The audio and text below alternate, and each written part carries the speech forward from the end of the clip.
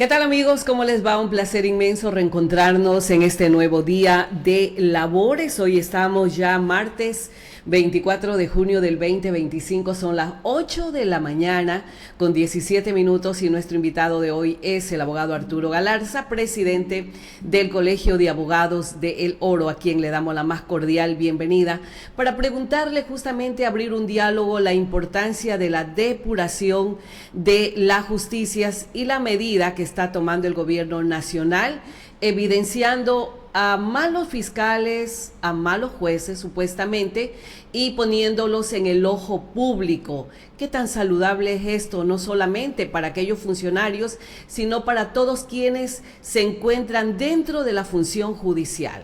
Así que bienvenido, mi estimado abogado Galarza, un gusto tenerlo con nosotros. ¿Cómo ve usted? ¿Cuál es la lectura que se da a estos primeros pasos que está utilizando el gobierno nacional para depurar la justicia en el Ecuador? Muchas gracias, Janet, gracias por la invitación. En realidad es un tema muy preocupante, ¿no? Es verdad que existen muchos temas de inseguridad más que todo, y eso es lo que ha generado todo este tipo de situaciones que el gobierno ha tomado en consideración, pero es necesario que se establezca primeramente los requisitos que tienen que haber para este tipo de depuración, ¿sí? El Código Orgánico de la Función Judicial da los lineamientos para escoger jueces primeramente y luego para el control de esos jueces. En realidad hay faltas leves, faltas graves, faltas gravísimas que conllevan una destitución, y que se lo haga dentro del lineamiento establecido en la norma. Pero lo más preocupante de todo esto es que inclusive yo pienso que tiene que ponerse la casa en orden. Imagínense, la Corte Nacional de Justicia tiene 11 jueces suplentes. Hace 2 años no llaman a concurso, ni siquiera la Corte Nacional de Justicia, que es el máximo órgano de justicia. Luego, posteriormente está la Corte Constitucional, pero es donde llegamos absolutamente en el caso de las casaciones. ¿Por qué tenemos 11 jueces suplentes? ¿Por qué no se ha nombrado a los jueces titulares? No se ha nombrado porque en realidad fueron en algunos casos cesaron sus funciones porque llegó el tiempo determinado que dice la propia ley, y porque el Consejo de la Judicatura no está legalmente conformado, aparte del Consejo de Participación Ciudadana que recién se conformó. Tienen un mecanismo para llamar justamente a concursos y no se lo ha hecho. Imagínense que el Consejo Nacional de la Judicatura, de los 5 vocales únicamente están 3 en funciones, y justamente para la destitución de tal o cual funcionario, mediante resolución de la Corte, del Pleno de la Corte del Consejo de la Judicatura, tiene que establecerse con mayoría. ¿Cuál es la mayoría de 5? 3, ¿no es cierto? Así y tenemos un problema con que también está en un procedimiento la doctora Solanda Goye, si no mal recuerdo, que significaría que se quedarían absolutamente 2 en funciones. O sea, eso significa que definitivamente ni ese órgano, que es el responsable de elegir a los jueces titulares, está en la capacidad de hacerlo. Por supuesto. Pero, entonces, ¿de quién ha sido responsabilidad eso? Le pregunto, mi estimado abogado Galarza, porque siempre se ha dicho, el correísmo dejó haciendo esto, dañó totalmente las instancias de justicia, y esto no nos ha permitido a nosotros poder tener a los jueces titulares, en este caso en la Corte Nacional, ni tener un Consejo de Participación Ciudadana con todos los miembros respectivos. Mira, yo no tengo alineamiento político, gracias a Dios, y puedo hablar abiertamente. El correísmo llamó a concurso, dejó los jueces de la forma que sea que hayan estado los jueces. El Código Orgánico de la Función Judicial establece inclusive los mecanismos de preparación a cada uno de los jueces, y en función de aquello hay las sanciones respecto de las faltas que se puedan haber ahí. Si el juez incumplió, en realidad sigan el procedimiento, pero no me pueden decir de que puedan depurar a todos los jueces, porque aquí en la provincia del Oro hay excelentes jueces, hay excelentes fiscales, hay excelentes funcionarios judiciales que en realidad tienen muchos años de trayectoria, y sobre todo gente muy responsable, que no puedo decir que todo es perfecto. No puedo decir, porque en realidad siempre en todo estamento hay alguien que en realidad verá las cosas de manera diferente. Pero para que se establezca un mecanismo para depurar la Corte o para depurar la función judicial, tiene que haber los mecanismos que en realidad estén marcados dentro de la norma. Imagínense. Y eso no está pasando. Y eso no está pasando.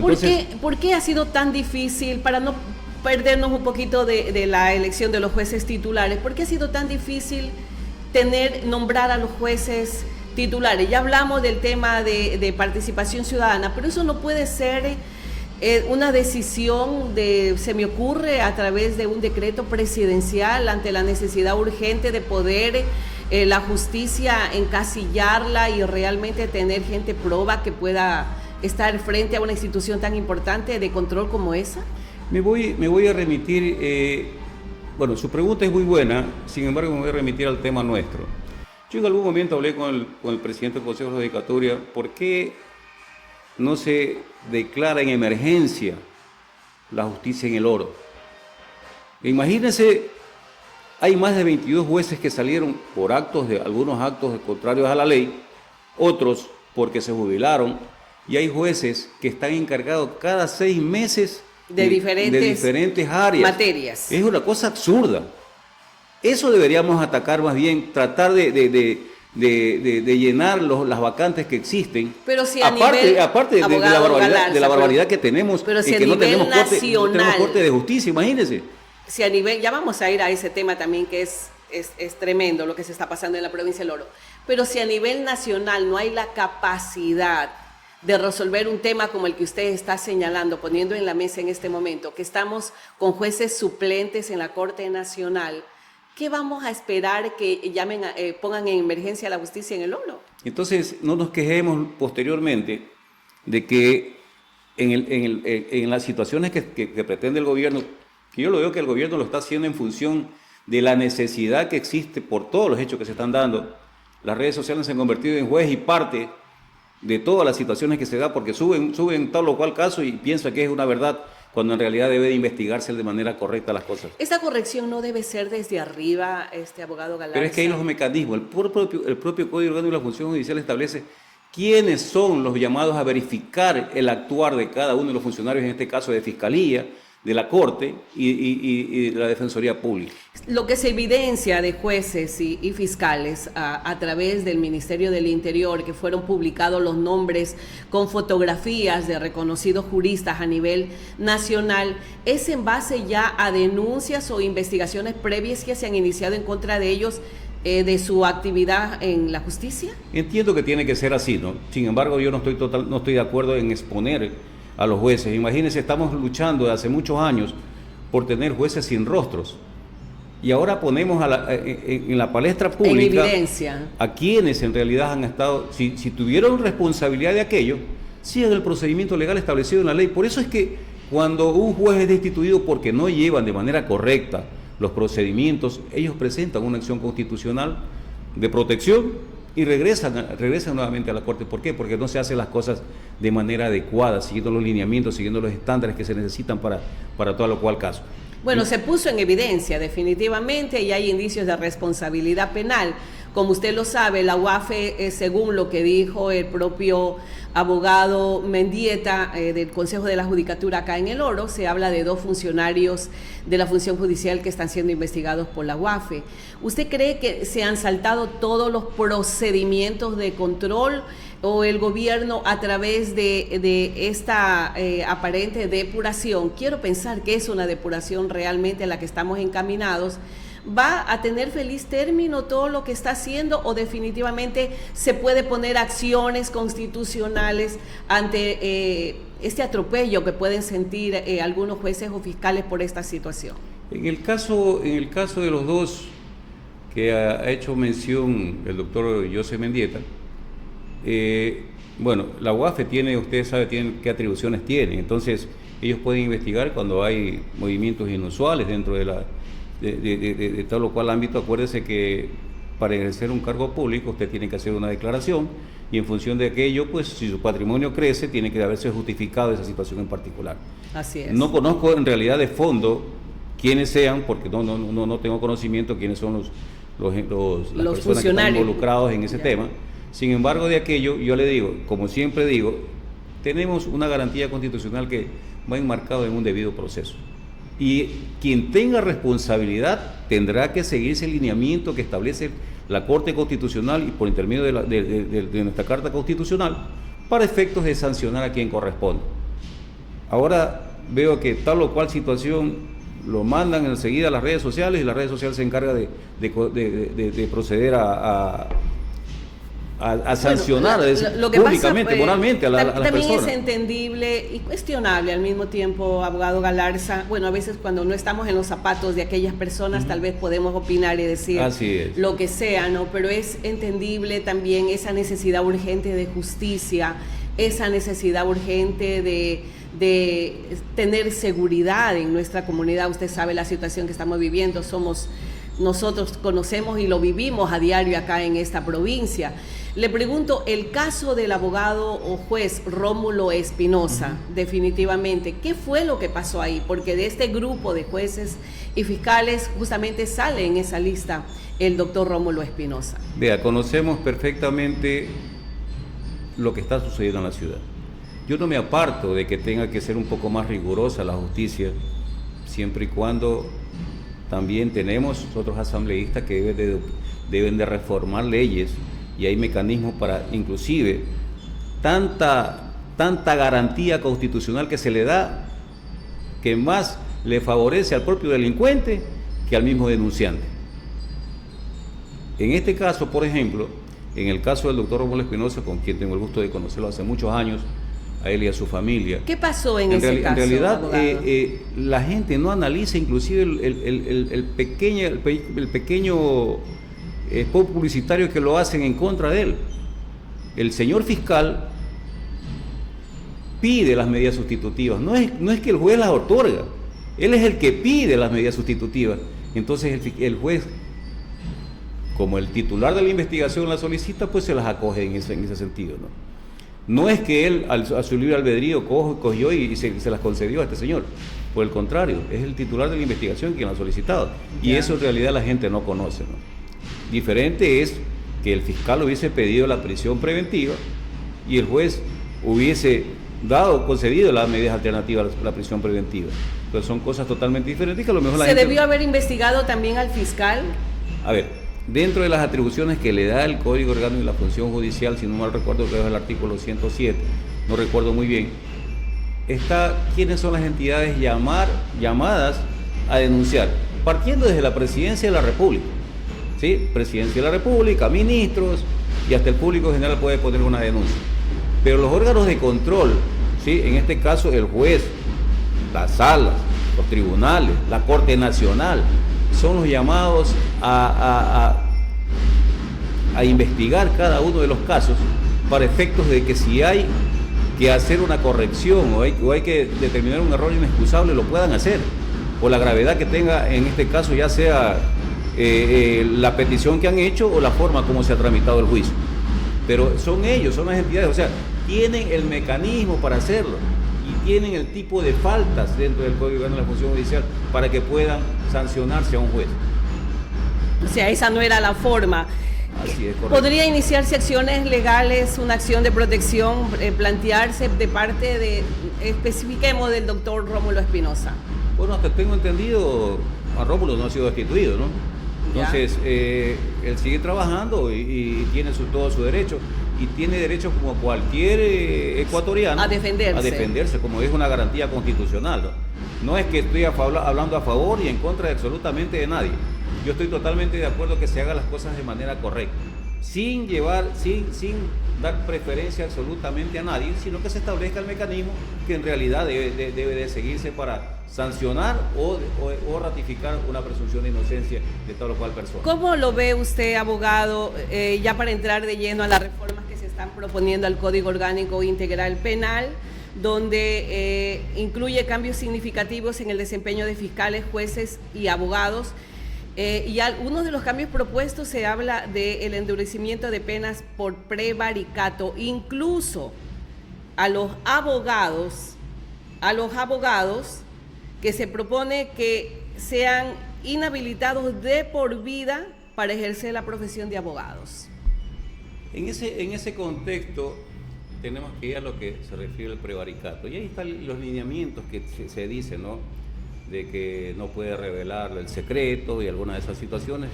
Yo veo que no está mal que haya algún tipo de sanción cuando se hacen las cosas de manera correcta, pero no creo que pueda inhabilitar de por vida a un profesional del derecho, justa por tal o cual razón, y esto no vamos a dejar a la cuestión de la subjetividad de quienes sean los llamados a controlar toda esta situación.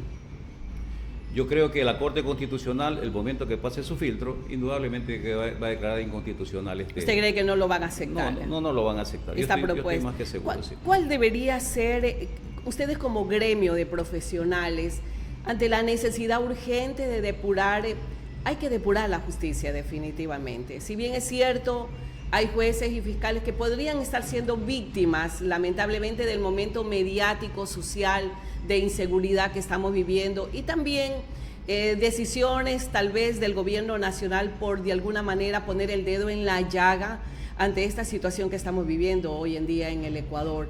Pero como gremio de profesionales, de abogados, ¿cuál debería ser, ustedes consideran, el cambio o la propuesta para esta depuración de la justicia en el Ecuador? Vea, yo recuerdo que cuando se hizo los concursos para jueces, para fiscales y para absolutamente todo, si no mal recuerdo, dentro del Código de la Función Judicial establecía también de que cada 2 años se iban a evaluar en cada uno de los casos, cada una de las autoridades. ¿Y se ha hecho esta evaluación cada 2 años? Y en realidad eso deja mucho que desear. Usted sabe perfectamente de que no hay ese tipo de evaluación, por eso inclusive, si hablamos hasta del propio fiscal general del Estado, está en funciones prorrogadas. Imagínense, o sea, hagamos las cosas correctas. Yo no me aparto de que hay una depuración, por decirlo de esa manera, pero hagan las cosas de manera adecuada, correcta, y llamen a las mejores personas, preparen a los mejores profesionales y preparen a gente nuestra también en la provincia del Oro, porque en realidad aquí hay buenos profesionales que muchas veces vienen de otras plazas y así se van llevando ese mérito. Vea, tenemos una situación en particular aquí en la provincia del Oro. O sea, la falta de evaluación es uno de los grandes problemas. Es, correcto. Así que cada 2 años debían hacerse. Así ¿ya? es, entonces no hay esa situación. ¿Y la capacitación? ¿Hay capacitación de parte de la judicatura o de cualquier otra institución para poder poner al día a los abogados en todas las normativas, actualizaciones que hay? Bueno, en cuanto a lo que tiene que ver el Colegio de Abogados, vamos haciendo ya 7 capacitaciones, si no mal recuerdo. Y estamos recién 10 meses en funciones, lo que nunca se ha dado. Ha sido una iniciativa del gremio. El Consejo de la Judicatura también tiene sus capacitaciones y no se lo puede desconocer, y me parece muy correcto todo esto, ¿no? Sin embargo, también depende de la capacitación que se dé o la autocapacitación que se dé el profesional, porque si usted quiere avanzar en la profesión, usted como abogado sabe perfectamente que el decálogo de cultura inclusive dice el día que menos estudie será menos abogado. Entonces imagínese cómo manejamos esta situación, cómo tenemos ese derecho a pedir mejores jueces. Partamos de un hecho que en realidad, yo vuelvo a repetir lo mismo, de que para tener mejores jueces, primeramente démosles todo lo que necesitan los jueces que tenemos, llenemos las plazas que tenemos. El Tribunal Penal aquí en el Oro tenía 12 miembros, hoy hay 6. Faltan 6 miembros. Y algunos todavía están en un proceso esperando la resolución del Consejo Nacional de la Judicatura. Ya. O sea, tienen iniciadas acciones administrativas. Así es, correcto. Y en un caso se presentó una acción de protección de una doctora y la restituyeron. Sin embargo, de aquello resulta que me hace saber de que la partida presupuestaria se la llevaba a otro lado. Imagínense. ¿Usted cree que es correcto con tanta carga procesal que puedan resolver o tener audiencias diarias el minúsculo cantidad de jueces que está quedando? Abogado Galarza, bueno, nos da la pauta y le damos una lectura a lo que usted acaba de decir. Es que definitivamente se está fallando desde arriba, desde la cabeza. ¿Son los gobiernos los que han generado todo este descalabro en la justicia? Por supuesto que considerando que ni siquiera tenemos los jueces para que puedan trabajar en las diferentes causas. Le digo, Yane, inclusive de los procesos judiciales. Hace poco no tenían ni siquiera hojas, no tenían el túnel que es para poder imprimir. En algunas partes no había ni internet, las audiencias se las pasaba por intermedio de los teléfonos de cada uno de los funcionarios. Ahora Joseph Mendieta ha ayudado, no se puede desconocer, pero también hay una necesidad de que la gente sepa que no corresponde al Consejo de la Judicatura provincial, que es el que dé soluciones al problema. Es al nivel nacional. Lo solicitan y todo se toma decisiones de Quito. Si ellos no dicen, no se hace absolutamente nada. De tal forma que en alguna visita que nos hizo Mario Godoy acá, que era de conocimiento público, que inclusive hubo una protesta. Cuando votaron a los funcionarios judiciales de Diario Opinión. Si no me equivoco, fue en esos días. Posteriormente, claro que no teníamos una corte presencial, hicimos un plantón luego en la Corte de Justicia, me mandó a ver y conversamos. Llegó ahí el director administrativo, el director de proceso, llegaron ahí, conversaron conmigo y con mi delegación de parte del Colegio de Abogados, y le dije, bueno, ¿cuáles son las prerrogativas que necesitamos aquí? Y solamente tomaron apuntes y hasta la vez se ha dado una solución a ese problema. Hasta ese tiempo. ¿Hace qué tiempo? Estamos hablando ya de un año. O sea, durante un año no se ha dado respuesta 6 meses, 8 meses. Al tema de la justicia. Así es, por supuesto. Vea, el director de la judicatura anterior dejó alquilando 3 locales que ya se han adecuado, está trabajando presencialmente los secretarios, ayudantes y archivo general, pero no son situaciones adecuadas porque nosotros necesitamos un espacio que nos reestructure la Corte Provincial de Justicia, que fue lamentablemente afectada por el terremoto del 18 de marzo del 2023. Se hicieron 4 informes que allí dijeron de que esa estructura había sufrido en la cimentación un daño y que cualquier rato podía colapsar. Con la venida del doctor Godoy, nuevamente mandaron otra evaluación que duró 4 meses, y a decir del doctor Joseph, con quien he conversado, tengo una buena amistad, porque estas cosas hay que decirlas, ¿cierto? Entonces, han determinado que nuevamente tienen que reestructurar las bases de la Corte. O sea, una inversión más. Una inversión más. Para poder ocupar y sea habitable el edificio de la Corte. Es que ahí yo le... Oiga, abogado, cuando se vive situaciones como estas, cuando nos damos cuenta que hay una desidia, un quemi-importismo para atender situaciones tan elementales, tan importantes como es la administración de la justicia en la provincia del Oro, y vienen estos casos de depuración a la justicia, como que no hay esa coherencia realmente a lo que se quiere hacer en el país. Usted dijo algo muy importante. ¿Qué pasó con los jueces sin rostro, los fiscales sin rostro? ¿Por qué no ha habido una reforma? Nadie propone eso. Vemos reformas al COI a través de diferentes normativas que se están tratando en la Asamblea, pero no hay absolutamente nada de eso. Los jueces y fiscales, ustedes conocen que están siendo amedrentados, que hay gente que está siendo extorsionada en la función judicial, abogados. ¿Qué es lo que conoce usted, doctor? Bueno, hay muchos casos, ustedes de conocimiento público, usted tiene que saber que es un conocimiento público, que inclusive han asesinado a varios de los colegas. Y yo oficié en algún momento al comando de la policía a efectos de que se dé seguridad en el centro, a pesar que es obligación de toda la ciudad, pero donde funcionan prácticamente los estudios jurídicos de los compañeros, por estas situaciones que se han dado. Ahora, no es menos cierto que la justicia no solamente afecta a los comerciantes, afecta a los profesionales del derecho, a los profesionales de la salud, afecta a todos. En realidad esa es una cuestión muy preocupante, pero más preocupante es cuando se denuncia y resulta que al momento que se denuncia inmediatamente tienen conocimiento los delincuentes. Es una cosa que llama mucho la atención de aquello.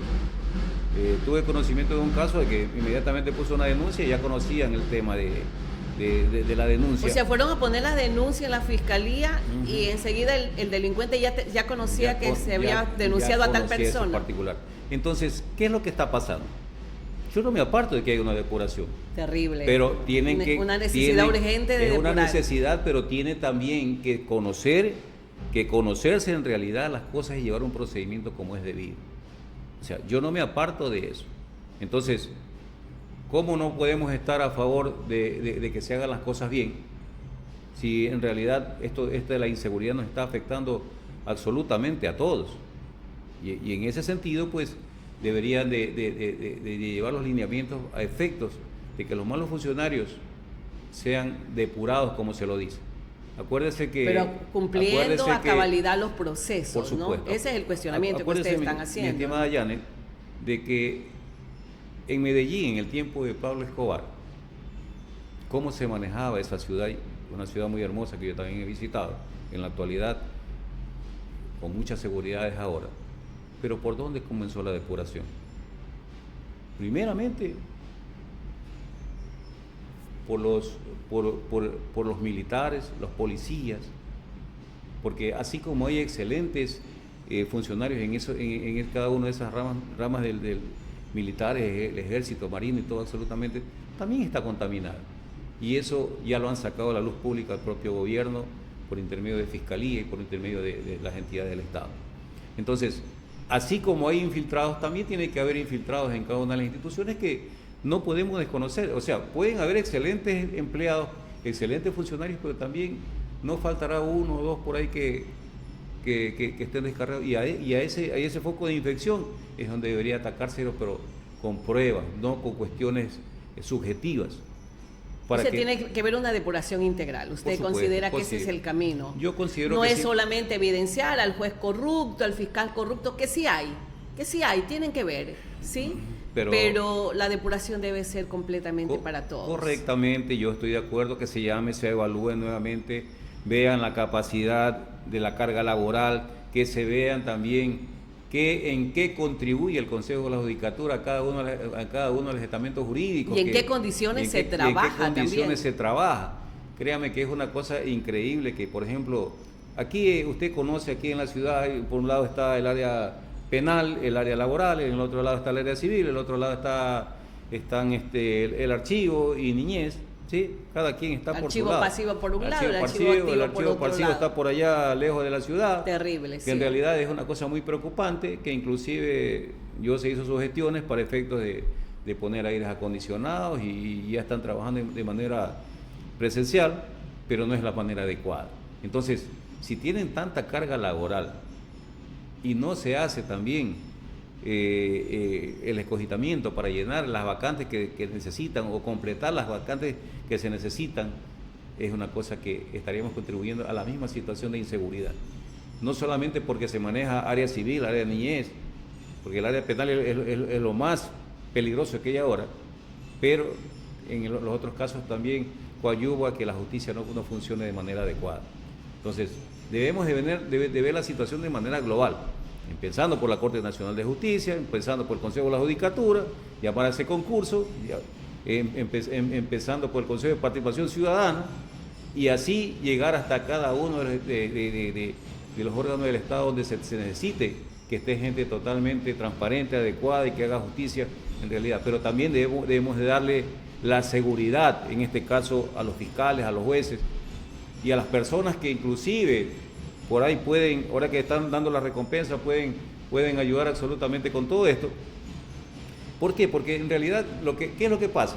Dicen, lo vamos a poner dentro del programa de protección de víctimas y testigos.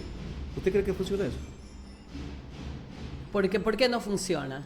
Porque es tan sencillo, la cantidad de gente que está metido ahí. Usted no va a tener un policía por cada persona. O sea, le dan la vuelta, sí, pero usted sabe que la inseguridad, inclusive, cuando quieren asaltar, andan en una moto y al ratito que la policía se da la vuelta, lo están asaltando. Y una persona que en este caso puede ser un delator o puede ser un contribuyente a que se esclarezca un caso, ¿qué seguridad tiene? O sea, todo es una cuestión macro que hay que verlo. Terrible, no solamente una cuestión mínima. ¿Sí? Y un cambio desde la raíz, por definitivamente, supuesto, para poder lograr este objetivo. ¿Cuáles son las sugerencias o cuál es el diálogo que ustedes abren siempre como gremio de abogados para poder contribuir? Porque yo creo que aquí tenemos un papel todos, medios de comunicación, ciudadanía, funcionarios judiciales y quienes también ejercemos la profesión de abogados, ¿no? Yo le digo, la obligación del Colegio de Abogados en realidad es, primeramente con sus miembros, porque aquí en la provincia del Oro, no todos, a ver, más de 4.500 abogados, pero tenemos a 2.600 que están inscritos dentro del Colegio de Abogados y es nuestra obligación velar por ellos. Y también dentro de ese grupo están jueces, fiscales, secretarios, ayudantes, todos los funcionarios públicos, sí. Y en ese sentido pues tenemos que ver. Aparte, también tenemos que velar por darle a conocer a la ciudadanía en realidad tal o cual caso. Yo le digo, y en varias entrevistas lo he dicho, de que las redes sociales hay que controlarlas. Ahí tiene que apuntar también la Asamblea Nacional. ¿Usted cree que debe regularse la Debe de regularse porque no pueden mancillar el honor de las personas como les da la gana, y esa es nuestra obligación como gremio, decirle a la gente lo que usted está haciendo o lo que usted está reposteando, lo que usted está publicando está absolutamente mal en función de que las cosas no son así. Muchas veces opinan personas sin conocer situaciones jurídicas y a veces inclusive de manera ofensiva, ¿sí? Manchando el honor, manchando la reputación de las personas sin conocer lo que en realidad la ley dice. Las garantías constitucionales están para cumplirlas, nos guste o no, las pusieron en la Constitución del 2008. Garantías constitucionales vulneradas. Así es, por supuesto. Desde arriba. Todo desde el mundo, arriba, lamentablemente. Y usted sabe que el mal ejemplo arrasa también. Así, por supuesto. Entonces, ¿qué podemos esperar? Hay que seguir trabajando. Hay que seguir trabajando. Y hay que seguir educando a nuestra comunidad, hay que seguir informando. Así es, correcto. Y siempre buscando la verdad. Muchísimas gracias, mi estimado abogado Arturo Galarza, presidente del Colegio de Abogados de El Oro, nuestro invitado de hoy ante la necesidad urgente de la depuración de la justicia. Algunos puntos de vista importantísimos que tienen que ver mucho con la seguridad jurídica también, que debe ser lo principal que debe implementar este gobierno para dar garantías, dar dignidad a la clase de la función judicial, especialmente en provincias como la nuestra, ciudad como la nuestra, que a propósito estamos a pocas horas de celebrar 201 años y que no tengamos una casa judicial, que no tengamos los funcionarios judiciales, jueces, una casa judicial y que estemos dispersos como errantes en esta ciudad porque no ha habido decisión, no solamente del gobierno nacional, Consejo de la Judicatura, a nivel nacional para poder resolver esta situación. Así que amigos, gracias por acompañarnos, un día maravilloso para todos.